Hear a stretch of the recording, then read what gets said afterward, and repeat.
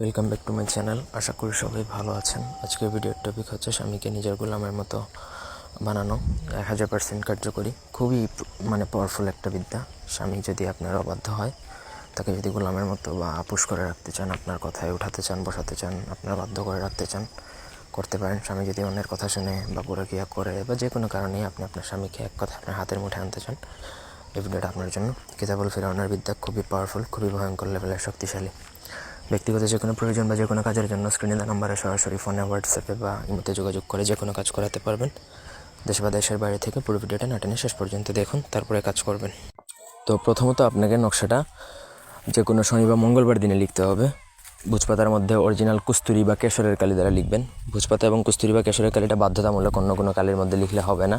সুতরাং আপনি এইগুলো আগে কালেক্ট করবেন। কালেক্ট করার পরে আপনাকে এই কাজটা শুরু করতে হবে। নিচে অবশ্যই আপনার স্বামীর নাম লিখবেন এবং তার পিতার নাম লিখবেন এবং আপনার নাম লিখবেন, স্ত্রীর নাম এবং স্ত্রীর মাতার নাম, এই 4টা জিনিস লিখবেন। একটা নকশা লিখলেই হবে, এর বেশি লেখা লাগবে না।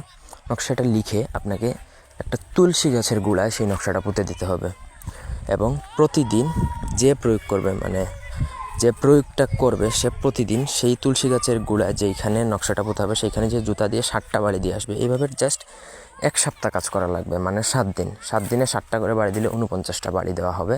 ব্যাস, আপনার কাজ শেষ, আর কিচ্ছু করা লাগবে না। সারা জীবনের জন্য সেই ব্যক্তি আপনার গোলাম হয়ে যাবে, আপনার পদতলে থাকবে, আপনার কথায় উঠবে বসবে, আপনার কথায় নাচবে, এক কথায় পেঁচার মতন বসবে, পুতুলের মতন বসবে। খুবই ভয়ঙ্কর লেভেলের একটা বিদ্যা, কারণ এটা কিতাবুল ফিরাউনের বিদ্যা।